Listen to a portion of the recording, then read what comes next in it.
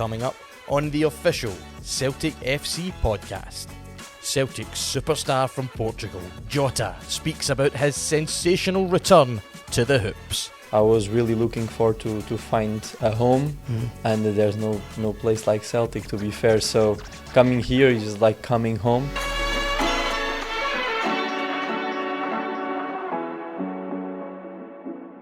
Hello and welcome to the official Celtic FC Podcast, and on this episode, what a guest we've got here. Jota, our superstar from Portugal, you're back. First of all, it's brilliant to see you again. How are you? Thank you. I'm good. I'm buzzing, to be fair.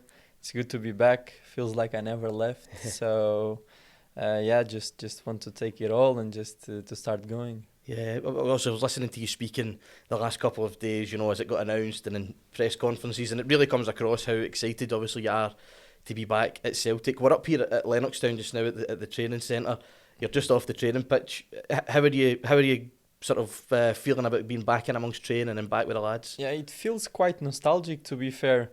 Like I told before, it feels like I never left. A lot of people remain, so I think the idea, the core of Celtic is still here, and that makes me really happy because I was really looking forward to find a home, and there's no place like Celtic, to be fair. So coming here is like coming home, and I just want to start as soon as possible, to know the new persons, obviously, because there's new people around the club, and just to have a really good connection so we can achieve very good things. Yeah, it's obviously very exciting from a supporter's point of view as well, because of what you achieved here in the hoops the first time round. But on that, you know, you're talking about sort of building up connections with some of the new lads that you've not maybe met before. One connection that doesn't need built is the connection that you have with the Celtic support. I'm sure you've felt it, maybe even seen it, you know, the excitement. That must feel wonderful to be, you know, wanted like that by the support. Yeah, I always say this, like I feel that the love and support I feel from Celtic fans is something that I'm probably never going to experience again. And on my side, I also need to be clever and acknowledge the situation, because like it's not good for me if I go to the sky. You know, I need to keep my feet on the ground, and I need to be humble. Regarding that, just being grateful for the love that I received, but like again, just be the Jota that I was as a young kid, and that's the Jota that came here, to be fair. So there's no point on me being someone else, because I know that that's not gonna work. And on my side, I think the best thing I can give back is just like the performances and the titles and the matches, and just connect with the football club in a level where we can achieve what we are supposed to achieve. Yeah, no, and I always find it fascinating listening to you when you speak about, you know, your process and your mindset when it comes to football, because it seems certainly that you're, you know, a deep thinker, almost sort of philosophical about the game, and so you're talking about that kind of approach of staying humble and staying grounded. Yeah. What is that process for you? Like, you know, what does that involve in your mind? I would say that you have to have principles and define quite well what you want in life, what's your aims.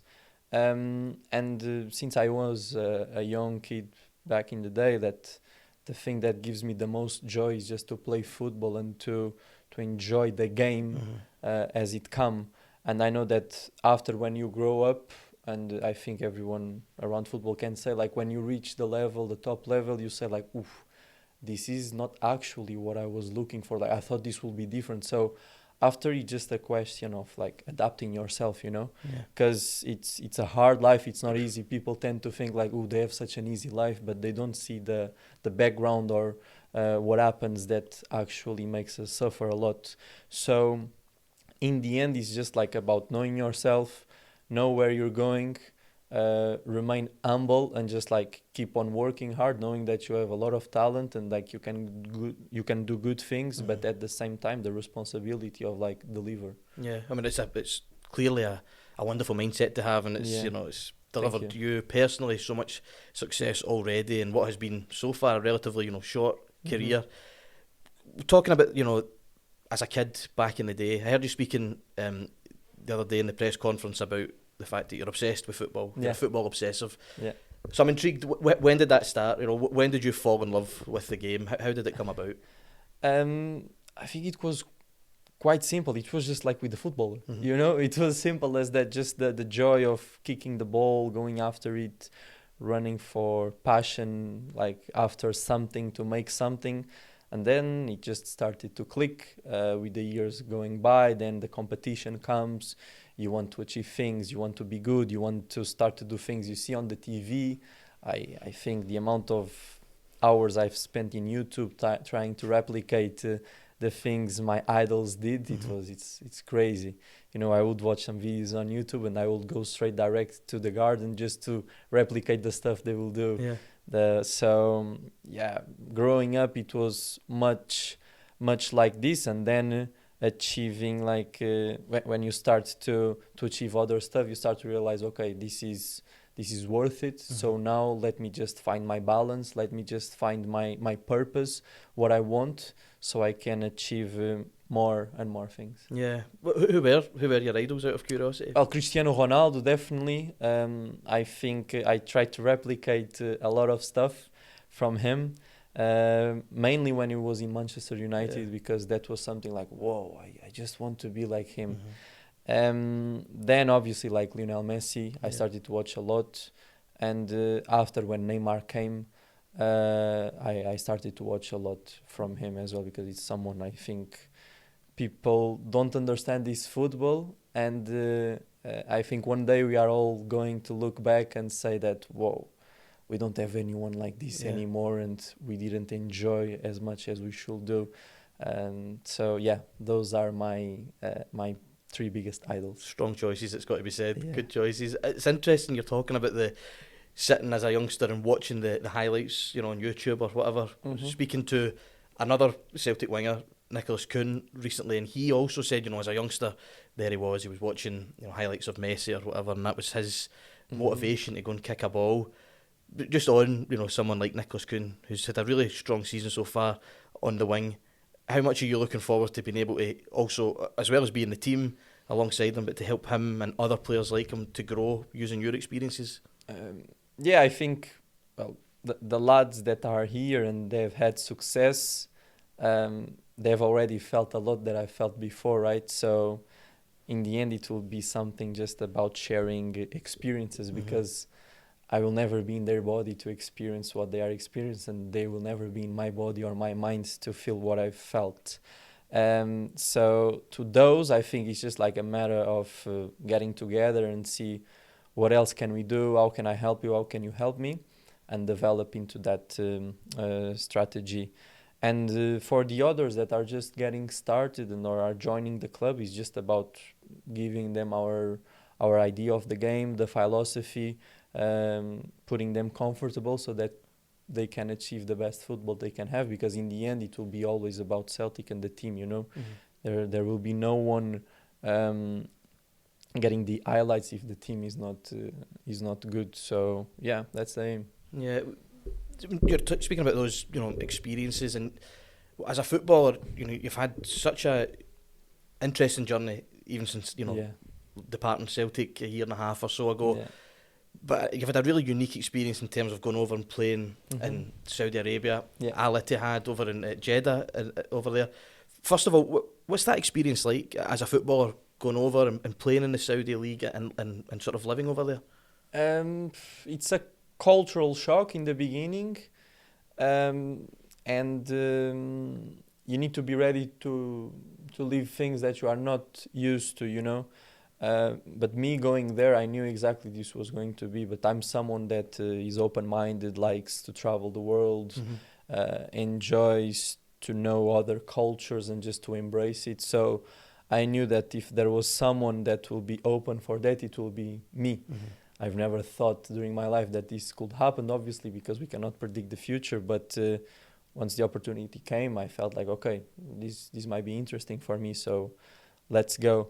So yeah, that's on the personal side of it. On the professional side of it, I would say that it's also a different league. It's very technical and very physical. but obviously tactical, and it's not developed yet so much, but maybe with time it will get. And those are the biggest comparisons that I will do. And then in the end, obviously, like playing with World Cup winners, with Ballon d'Ors, with Champions League winners, just getting to feel the experience from them and listening to them, seeing what they do in trainings, the way they work, what they say.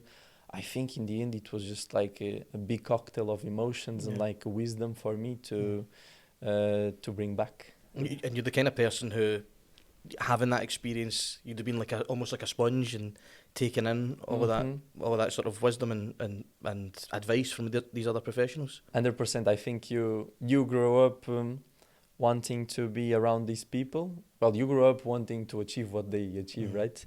And I had that opportunity in the last year, so I'm definitely grateful for that. I met wonderful people, people I know that I will keep in touch. They helped me a lot on some stuff. And in the end, it's about the connections you made and the journey, definitely. Two of the names that stood out in the sort of when I was looking at the squad list during your time there would obviously be Benzema and N'Golo Kante as well there. What were they like sort of to share a dressing room with as individuals? Because obviously they've achieved so much, but you know, I'm interested what they were like on a personal level. Yeah, I think in the end they are all normal people. You know, people tend to think that he's like an alien or something. It's not. They breathe the same air as us. They eat the same food. You know, and it was just good to meet these people. Obviously, then you tend to connect differently with each one, and I've had the opportunity to connect really well with N'Golo Kante, for example, and I would say that everything people see on TV, it's exactly what he is outside the pitch. Just such an humble human being, so charismatic, like really a deep and honest person, you know, and if he wants to come to Celtic one day, why not? get on the phone. I might call him. Coming back to Celtic, you know, when you were here first time around, it was so exciting. You lit the place up, and it was like a breath of fresh air. In all honesty, it's a little bit different because when you first arrived, you know, we were working and striving to claim the title back, but when you come here now, we're obviously we're the champions. We're aiming to win 4 in a row. We've got a nice healthy lead in the league and doing really well. Is that a different type of pressure because we're already there? You're coming into a team that's already at the top. I don't know. Obviously, like everyone has a different approach to pressure. I think playing for Celtic, like it's a must to achieve things, you know. So I think sometimes I repeat myself too much, but I have to say this, which is I don't agree with the pressure. I agree with responsibilities, you know, and I believe that there's the responsibility of the leader when you are in a club like this to achieve these things. And after, obviously, like you have the responsibility, like if you have a good team, if you have the process, if you have the model, then you just have to go for it. And our team is no different from it, you know. We are obviously going to fight to achieve those things, and hopefully we can get it in the end. Yeah, I mean, we're obviously doing really well domestically. Yeah, it's been a wonderful season so far. Also in the Champions League, as we are speaking here just now, you know, tomorrow evening the boys will be playing against Aston Villa, which I'm assuming, of course, you'll be tuned into. But that Champions League journey, and you know, the fact that we've went a step further as well this year. That must be really exciting for yourself to once again be on that sort of stage in the top level in Europe. I know since the last time I went away that was a goal from Celtic to make the next step in the European competitions. And we always felt like, we are doing good stuff, but then it's always the next step. And this year, I think credits to everyone, the lads, the coach, the staff, everyone involved, because they've definitely made the step. And I think it's a really exciting time to be part of the journey. And after it all depends on us, and we just have to go strong for it. Yeah. You were sort of mentioning yesterday that you'd spoken to Brendan Rodgers a few times in the lead up to obviously signing for the club. Again, having been here now for a couple of days out in the training pitch and having spoken to him person to person, how confident are you that a coach of Brendan Rodgers' stature will be able to take your game to another level yet again? Yeah. First of all, I think his experience speaks for itself. The work he has done down south, it was quite good. The players he developed, the steps he made towards success. Credit to him.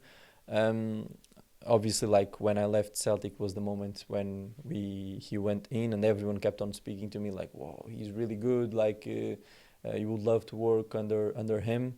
And obviously, for the main reasons, I left, and now I have the opportunity for it. So I'm quite excited to just share my vision, to drink from his wisdom as well, and to see if I can put my football in another level, because in the end that's all everything wants, just to progress, to be better, and to be happy doing what they love the most, and that's what I want right now with him. Yeah, it's really exciting to hear you talking like that. Yeah. Just as a supporter, just have this general feeling that we're motoring on here, we're going to the next stage. You're speaking, of course, as well about being back in Glasgow and how much you adore the city. I mean, I know you're speaking about the people of Glasgow, but in terms of, as a city going out and doing stuff, what are you really looking forward to sort of, reconnecting with in the city? Yeah, I'm always honest about everything. Like I'm a bit critical about Glasgow, and I think people understand this. I come from a completely different background, with the sun, with the beach, with the outside things, and Glasgow is the opposite of it. Like because of the cold, because of the temperature, everything is indoors. Yeah. So I had to adapt myself a lot the first time I was here. And this time, obviously, I know a bit more about Glasgow, and I know already where to go, what to do, and I won't be on the streets again because it will be so cold, right? But Glasgow, it's definitely a city that, besides that critical part, it's definitely a city that has the soul and has the people. And for me, that's the most important. Like, if I feel I'm in a city that it's vibrant, things will just be better. So I'm really curious to see what this next adventure awaits. I've never been to the Highlands. Really? So yeah, It's fantastic. I've never been. The last time we were here, it was like a lot of games, obviously, just like going to a place to another. So I might do that trip to the Highlands. And again, in Glasgow, I think I already know the city, so it's going to feel like home. But for me, Celtic is really the most important. That it was the thing that weighed more on my decision. Yeah, of course. It's brilliant to hear you saying that. Yeah. And we'll try and see if we can arrange a little trip to the Highlands at one point as well. Yeah, 100%. Jota, it's brilliant to have you back, and I really appreciate you taking a wee bit of time to sit down with us today. Thank you. And best of luck for the season ahead. Thank you guys.